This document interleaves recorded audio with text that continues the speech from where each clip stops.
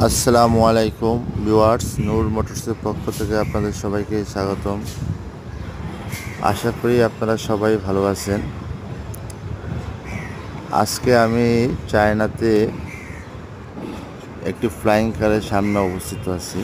তো আমি ভাবলাম আমাদের দর্শকদের জন্য একটা ফ্লাইং কারের একটা শট নেই ছোট।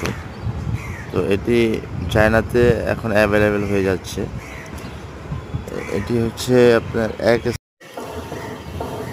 স্থান থেকে অন্য স্থানে যাওয়ার দ্রুততম মাধ্যম হবে এটি।